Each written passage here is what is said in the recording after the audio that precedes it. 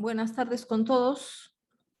Los alumnos que van a presentar el caso clínico pueden empezar a compartir pantalla.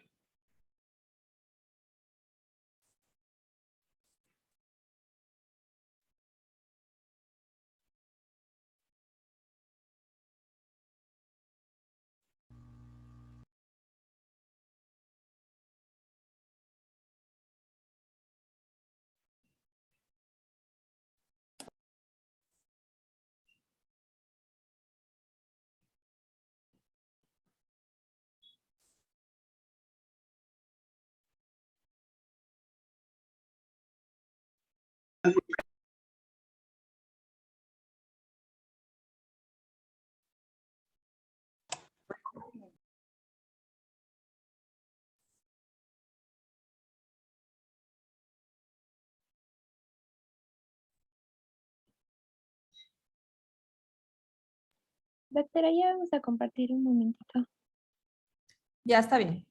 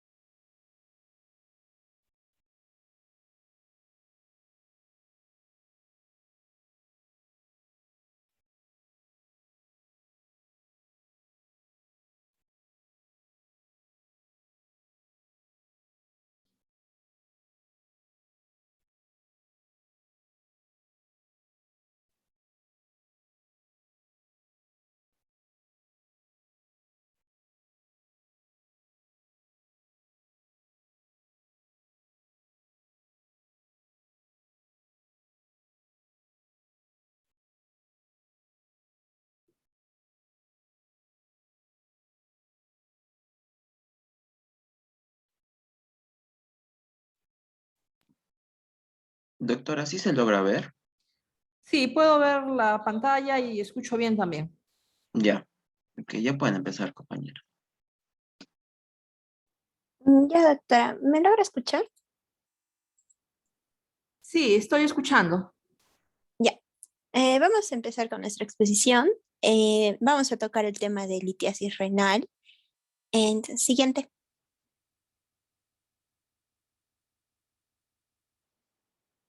Bueno, vamos a empezar con el concepto. Primero hay que entender que a esto también se le denomina ureolitiasis o nefrolitiasis. Es una enfermedad causada por la presencia de cálculos o piedras en el interior de los riñones o de las vías urinarias, como los uréteres y la vejiga. Cuando los cálculos aparecen en el riñón, se habla de nefrolitiasis, mientras que si tales cálculos se localizan en cualquier punto del aparato urinario, desde las papilas renales hasta el meato uretral, reciben la denominación de urolitiasis. Los cálculos renales se componen de sustancias normales de la orina, pero por diferentes razones se han concentrado y solidificado en fragmentos de mayor o menor tamaño. Estas estructuras son los litios y son estructuras cristalinas incluidas en una matriz orgánica que se forman en las papilas renales y crecen hasta que de forma aleatoria se rompen y los fragmentos pasan al sistema excretor. El componente más común de los cálculos urinarios es el oxalato de calcio, que constituye aproximadamente el 60% de todos los litios. Siguiente. Las causas, la mayor parte de los pacientes tienen algún trastorno de la absorción, metabolismo o excreción de los componentes de los cálculos. En este caso, también puede ser de los inhibidores de la formación de los cálculos o alteraciones de pH de la orina. Tenemos como componentes, ahí el ácido úrico, el fosfato, el oxalato de calcio, la cistina y también fosfato de magnesio. Vamos a hablar del oxalato de calcio. Este está presente en las espinacas y en los suplementos de vitamina C. Hay enfermedades del intestino delgado que aumentan el riesgo de formación de estos cálculos y también se puede formar a partir de la combinación con fosfato o carbonato. Siguiente. También tenemos de estruvita, que se encuentran principalmente en hombres o mujeres que tienen infecciones urinarias recurrentes. Pueden llegar a crecer mucho y obstruir el riñón y generalmente obstruyen los uréteres o la vejiga. El ácido úrico son de los más comunes en hombres y se pueden presentar con gota y en quimioterapia. Y la cistina puede formarse en personas con cistinuria. Este es un trastorno hereditario y afecta tanto a hombres como a mujeres. El principal factor de riesgo para los cálculos renales es no tomar suficiente líquido y los cálculos renales tienen más probabilidad de formarse si se produce menos de 1 litro de orina diario. Se ha demostrado que también el sobrepeso, la obesidad, la hipertensión y la diabetes se asocia con un mayor riesgo de esta enfermedad. Siguiente. Los síntomas tenemos que las formas de presentación clínica de la litiasis son variables dependiendo del tamaño, la localización y composición de los cálculos en el aparato urinario. Algunos pueden ser asintomáticos, pero tenemos el cólico nefrítico, que es un dolor muy intenso que se produce por la obstrucción de la salida de orina del riñón y aparece en la zona lumbar y se irradia hacia el abdomen anterior y los genitales. Es un dolor intermitente y inquietante que se asocia a náuseas, vómitos y sudoración y puede llegar a dar fiebre. También tenemos la hematuria, que es la aparición de sangre en la orina y puede ser visible a simple vista o no. Y se produce por las lesiones que produce el cálculo en su paso por la vía urinaria. Y también tenemos infección de orina, donde los cálculos renales pueden ser causa o consecuencia de infecciones frecuentes de la orina. Siguiente. El diagnóstico se da según los síntomas clínicos y también por análisis de orina. La situación, tamaño y repercusión del cálculo se valoran con métodos de imagen como ecografía, radiografía, TAC de abdomen. La composición de los cálculos también se realizan mediante análisis específicos. Y según la composición de los cálculos y de otros factores, debe realizarse un estudio metabólico mineral para descartar la reaparición de la enfermedad litiásica o la presencia de enfermedades asociadas con ellos. Entonces, por ejemplo, en análisis de sangre puede revelar un exceso de calcio o de ácido úrico en la sangre y sirven para controlar la salud de los riñones y puede hacer que el médico quiera comprobar si tiene otras enfermedades. En el análisis de orina se hace de 24 horas y puede mostrar que se están eliminando demasiados minerales que forman cálculos o muy pocas sustancias que previenen la formación de cálculos. El diagnóstico por imágenes puede mostrar cálculos renales en las vías urinarias.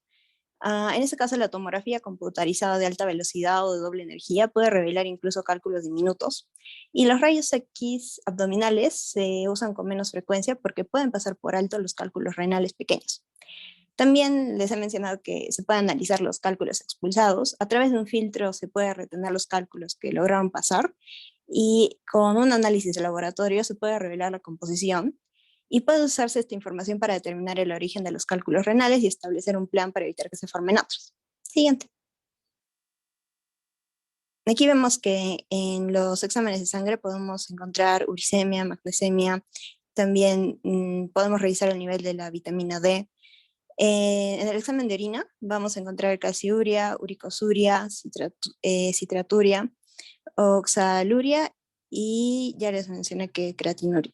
En la siguiente imagen vemos diferentes métodos de análisis por diagnóstico por imagen y donde vamos a poder observar los cálculos ubicados en distintas partes del riñón.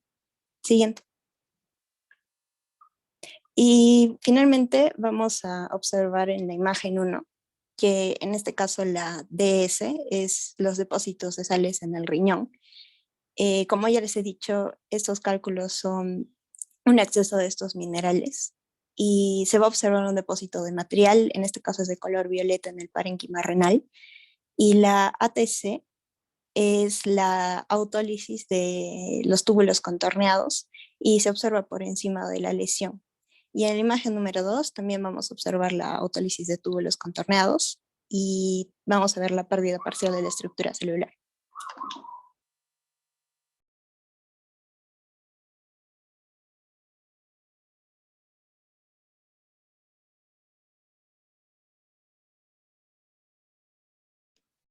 Bueno, entonces vamos a ir con el caso clínico.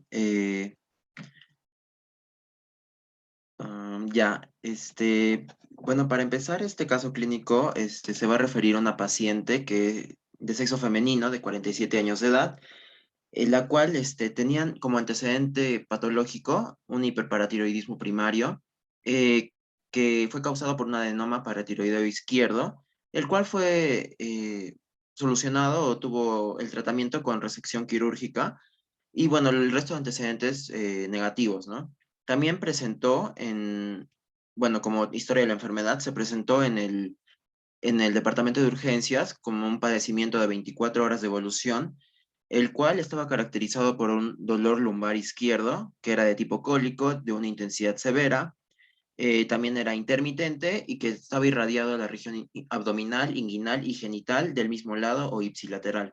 Además, estaba acompañado de otros síntomas como la polaquiuria, el tenesmo, urgencia hematuria, también náuseas, incluso hubo vómito en una ocasión e hipertermia que no estuvo cuantificada.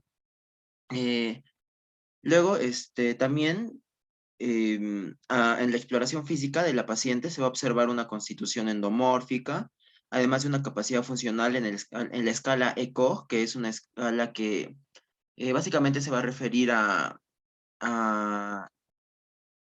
qué tan el dolor que puede llegar a sentir la paciente, porque, por ejemplo, esta es una escala que iba del 1 al 5 bueno, del 0 al 5 en realidad, y en el 5 es que la paciente había llegado fallecida, entonces el 0 significa que la paciente estaba normal. Y bueno, por otro lado, los signos vitales los vemos ahí, la frecuencia cardíaca estaba en 90 latidos por minuto, la frecuencia respiratoria en 22, un poco elevado, la temperatura en 37 grados, la presión arterial en 110 sobre 80 milímetros de mercurio. Luego en el examen físico, se vio que primero los signos, o bueno, lo que resaltó en este examen físico, porque se realizó un examen físico completo, fue primero un abdomen globoso que estuvo a expensas de un panículo adiposo. Además, era normoperistáltico y no había dolor a la palpación superficial ni profunda. Y bueno, había un timpanismo generalizado, como vemos, y además el signo de Giordano positivo en el lado izquierdo, nos indicaría algún tipo de patología al nivel renal, ¿no? Del mismo lado. Luego también, en general, como les digo, el examen físico estaba normal, ya que también se vieron genitales de acuerdo al fenotipo y a la edad, o sea, estaban normales. Los labios mayores y menores no tenían ningún tipo de alteración. El introito vaginal estaba permeable y no había presencia de exudados patológicos identificables. Y también las extremidades no tenían alteraciones. Ahora, en cuanto a exámenes complementarios, se solicitaron primero exámenes de laboratorio de tipo eh, completos que van a demostrar la presencia, primero se demostró la presencia de leucocitosis a expensas de neutrofilia. Además, los eritrocitos eran incontables por campo y los cristales de oxalato de calcio estaban regulares en el examen de orina regular. También, por otro lado, se vio que el calcio sérico y los niveles de paratormona estaban dentro de los rangos normales, no había ningún tipo de problema por ahí. Por otro lado, en cuanto a exámenes de imagenológicos, se realizó una radiografía simple de abdomen, el cual demostró la presencia de una imagen radiopaca.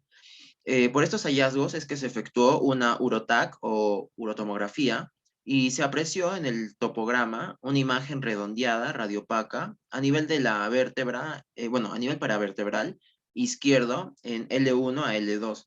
Lo vamos a ver más adelante. También en cortes axiales, en el corte axial coronal y también contrastado, en el corte axial coronal y en la reconstrucción tridimensional en la fase simple, se hizo evidente una imagen hiperdensa en la pelvis renal izquierda con dimensiones 2.19 por 1.54 por 2,58 centímetros. Y además tenía un índice de atenuación de hasta 1762 unidades Hounsfield. Esto también lo vamos a ver en las imágenes que les voy a mostrar a continuación. Bueno, como vemos, están en orden. Por el lado izquierdo vemos primero la imagen radiopaca que se visualizó durante la Eurotac a nivel a nivel paravertebral izquierdo, a nivel L1, L2. Luego en la parte superior vemos la figura 2 que se realizó en el corte axial, también la imagen hiperdensa vemos. De igual forma en la parte inferior, este fue más bien en corte coronal y finalmente en la fase de reconstrucción 3D en el lado derecho que muestra también la calcificación, ¿no? Bueno, finalmente, en cuanto al diagnóstico, tratamiento seguido y la evolución, primero el diagnóstico se realizó como una litiasis piélica izquierda, y bueno, el tratamiento a seguir fue que se inició una impregnación antibiótica empírica con una previa toma de urocultivo y también luego se indicó el tratamiento quirúrgico por una pielolitotomía laparoscópica izquierda. Y por consiguiente, la evolución fue adecuada en un periodo postoperatorio y finalmente la paciente egresó al tercer día de la operación y actualmente se encuentra en un manejo multidisciplinario con endocrinología y también con urología, y se espera un perfil metabólico para su adecuada categorización. Ahora pasaremos al tratamiento en sí de la litiasis renal. Siguiente diapositiva.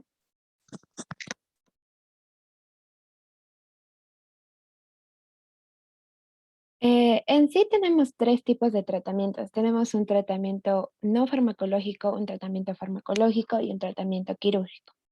Eh, eh, pero en sí el 80% de estos cálculos se pueden ser expulsados espontáneamente en las 3 o 4 primeras semanas, dependiendo del tamaño y de su localización. Y cualquier cálculo no expulsado en 1 o 2 meses con una revisión médica periódica debe ser o se requiere una actuación quirúrgica. Empecemos con el tratamiento no farmacológico. En sí, esto es para los cálculos renales en su comienzo, cuando recién son detectados y en sí no presentan una gravedad que necesite eh, una operación y es básico, hidratación, alimentación y estilo de vida. En la hidratación se aconseja la ingesta de 2,5 litros a 3 litros al día y consumirlos durante todo el día, no solo en un momento del día. También se aconseja bebidas con frutos cítricos, pues aportan magnesio y citrato, que son sustancias inhibidoras de la cristalización de la orina. Eh, Asimismo, como la ingesta de agua debe ser periódica y es de 2 litros a 3 litros, la orina también tiene que ser periódica y no tiene que haber aguantes de orina. Luego, la alimentación se aconseja que haya una dieta equilibrada, rica en vegetales y fibra, y la restricción del consumo de proteínas de origen animal, así como limitar la sal en la dieta. Luego tenemos un estilo de vida. Se recomienda evitar el sedentarismo y la obesidad, controlar el estrés y evitar desequilibrios hídricos. Siguiente diapositiva. Ahora, en el tratamiento farmacológico, está indicado para aquellos pacientes que tienen factores de riesgo alto o aquellos en los que ha fracasado las medidas generales, que es la hidratación, la alimentación y el estilo de vida. En estos, el objetivo es corregir las alteraciones en la composición de la orina y así evitar la formación de cálculos. Suele ser efectivo siempre y cuando el paciente siga de manera estricta las pautas del tratamiento prescritas por el profesional o sea, por el médico. Primero tenemos la ingesta de magnesio. La ingesta de magnesio reduce la absorción de oxalato e inhibe la formación de cristales de oxalato de calcio. Su incremento en la dieta se ha asociado con una disminución del riesgo del 30% para la formación de cálculo. Luego tenemos la ingesta de ácido fólico, eh, que es un cofactor del oxalato y su déficit puede incrementar la producción de oxalato y la oxaluria. Se ha observado que en las mujeres las dosis altas de ácido fólico pueden reducir el riesgo de la formación de cálculos, aunque no se ha identificado su rol en los hombres. Luego tenemos las tiacidas y las pseudotiacidas, que disminuyen la eliminación de cálculo en orina en los pacientes con hipercalciuria. Los efectos secundarios relacionados con esta medicación son la diabetes, gota o disfunción eréctil. Luego tenemos el citrato alcalino, que puede ser citrato sódico o citrato potásico, que se usa para aumentar el citrato en orina en pacientes con bajo nivel de citrato, puesto que el citrato es un inhibidor del crecimiento y agregación de cristales en la orina y forma complejos con el calcio, disminuyendo estas sustancias en la orina. Siguiente diapositiva, por favor. Luego tenemos el allopurinol, que disminuye los niveles de ácido úrico. En ocasiones, los cristales de ácido úrico son el núcleo a partir del cual se van a agregar los cristales del calcio para formar los cálculos. Su tolerabilidad es buena y pueden aparecer efectos secundarios, pero solamente a dosis alta. Luego tenemos el Urufos-K, que reduce la concentración de calcio en la orina y mantiene la masa ósea en pacientes con hipercalciuria. Luego tenemos la penicilamina, que está indicado en la cistenuria. Favorece que la cistina se pueda disolver en la orina y no forme cálculos. Luego tenemos la alfa-mercaptoprionilglicina, que es similar a la penicilamina, pero con menos efectos secundarios, pero también es menos eficaz. Siguiente diapositiva. Luego tenemos el tratamiento quirúrgico. La litiasis no siempre se tiene que tratar de manera quirúrgica, pero esto es indicado en cuadros crónicos y graves, en los que hay sangrado en la orina, donde el tamaño y el número de cálculos ya es incompatible para cualquiera de los tratamientos no farmacológicos y farmacológicos. Existen diferentes técnicas para extraer estos cálculos, y la elección de una u otra depende del número, del tamaño, de la localización y la composición de los cálculos. Y actualmente la mayoría de los cálculos pueden eliminarse de procedimientos mínimamente invasivos. Entre esos tenemos la litotricia extracorpórea con ondas de choque o LEOC, conocida antiguamente como bañera. Pueden tratarse cálculos renales de hasta 2 centímetros de tamaño. Es más efectiva en cálculos localizados en el riñón, que sean blandos y en pacientes no obesos. La complicación de este procedimiento es el acúmulo de fragmentos de cálculos que pueden obstruir el uréter durante su eliminación. Puede haber hematuria, que puede ser leve, puede haber una infección o un hematoma renal, que esa es la complicación más severa. Luego tenemos la uterorenoscopía o URS, que es una técnica quirúrgica que consiste en un acceso retrógrado desde la uretra hasta el uréter y el riñón para localizar el cálculo y destruirlo mediante una energía láser. Pueden ser instrumentos semirrígidos o flexibles. En este caso se usan los flexibles para los cálculos renales. Es posible las complicaciones pueden aparecer como las lesiones uretrales, el estrechamiento del uréter, que quede un fragmento litiásico en la uretra, una infección, una hematuria, infección, entre otros. Finalmente tenemos la nefrolitomía percutánea. Es una técnica quirúrgica que consiste en la punción percutánea en la zona lumbar por debajo de la duodécima costilla para acceder al interior de la cavidad renal, fragmentar el cálculo y extraerlo. Está indicada en cálculos que son de 2 a más centímetros de tamaño. Las posibles complicaciones es el sangrado renal que requiere embolización. Puede haber un hematoma renal, infección, restos de fragmentos residuales o urinoma, que es la colección de orina extravasada. Eso sería todo, doctora. Ya, está bien. Ustedes mencionaron que habían métodos que detectaban cálculos renales pequeños. ¿Podrían repetir esa parte, por favor? No ha estado muy claro. Sí, doctora, eso mencionamos que en realidad no que detectaban, sino que los rayos X abdominales simples no se usan con frecuencia para diagnosticar por imagen porque van a pasar por alto los cálculos renales pequeños. Ya, o sea, más bien te referías a que en una radiografía simple de abdomen no, no se podían detectar cálculos renales pequeños, ¿no? Pero ¿hay Ujú. algún método imagenológico que ayude en esto? ¿O simplemente son de difícil detección?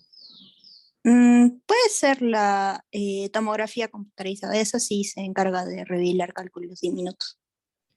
Tomografía computarizada, ¿no? Ya. Hablaron de una escala para cuantificar el dolor, o al menos yo entendí eso. ¿Podrían volver a explicar qué escala es y cuál es la utilidad?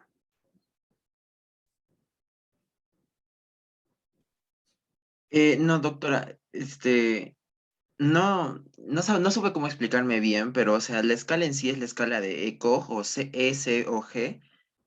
Bueno, es una escala que consistía en que va a evaluar de alguna forma la calidad de vida de un paciente que llega, ¿no? En este caso, llegó a urgencias. Entonces, como le dije, sí, como que sí se clasifica tiene como que sus puntuaciones, ¿no? Y, por ejemplo, nuestra paciente llegó en 0, que significa que nuestra paciente estaba totalmente normal, o bueno, llegó aparentemente normal. Y como le dije, el 5 por otro lado, significaba que había llegado un paciente fallecido. Entonces, no supe explicarme bien con eso. Ah, ya, ya. O sea, se refería para explicar el estado general de un Claro, paciente, ajá. ¿no? Ya.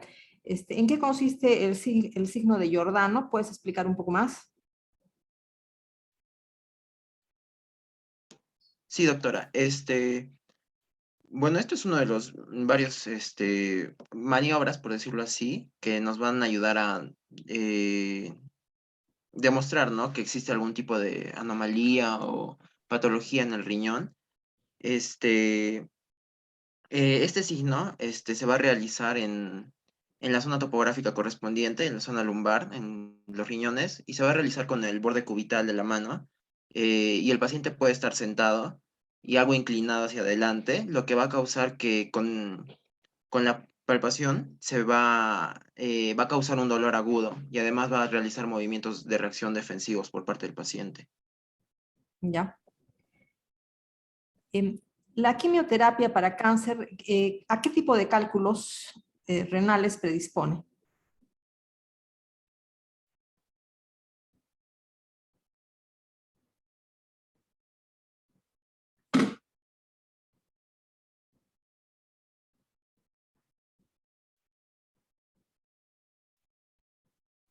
Disculpa, doctora, ¿puede repetir? Sí, la quimioterapia para cáncer predispone a un tipo particular de cálculos o a una sustancia en particular que forma cálculos, ¿no? Porque hay Sí, una serie de sustancias. sí, ¿Qué doctora, era sustancia? el ácido úrico. Cálculos de ácido úrico. Las infecciones urinarias a repetición, ¿a qué tipo de cálculos renales predispone?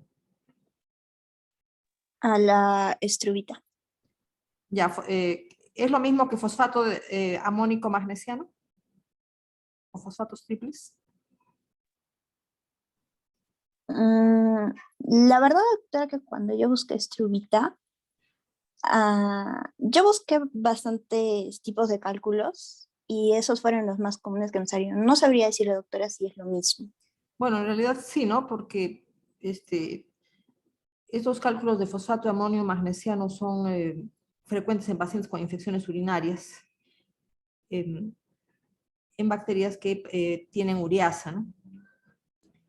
Ahora, ustedes han recomendado la ingestión de bebidas que proceden de frutos cítricos. ¿Cuál es el mecanismo de acción? Estos frutos cítricos aportan magnesio y citrato, que son sustancias inhibidoras de la cristalización de la orina. Ya, o sea, inhibidor de la formación de cálculos, los citratos, ¿no es cierto? Sí. ¿Qué medicación ayuda a evitar los cálculos de oxalatos, oxalato de calcio, por ejemplo? han mencionado una serie de medicaciones para diferentes sustancias presentes en los cálculos.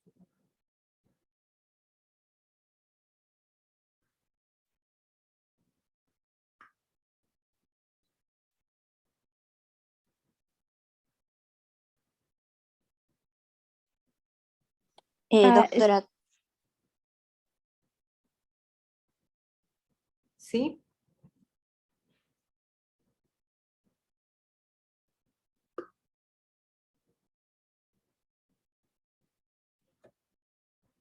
doctora, ¿se refiere a tratamiento o causa del No, cálculo de me oxalato de refiero calcio? a tratamiento para usar en pacientes que ya han tenido antes cálculos de oxalato. La ingesta de ácido fólico. Ingesta de ácido fólico, ¿no? También magnesio, ¿no? Sales de magnesio. Sí. Ya, está bien la presentación. Finalizamos entonces la reunión el próximo viernes, que es 15 de octubre.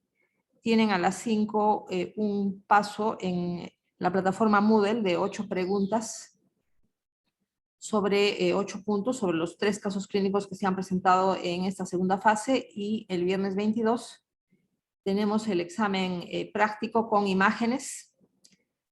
Un primer grupo empieza a 5 de la tarde y la segunda parte del grupo empieza su examen práctico a las 7:30 de la noche. Antes de retirarnos, no sé si tienen alguna consulta o algún comentario.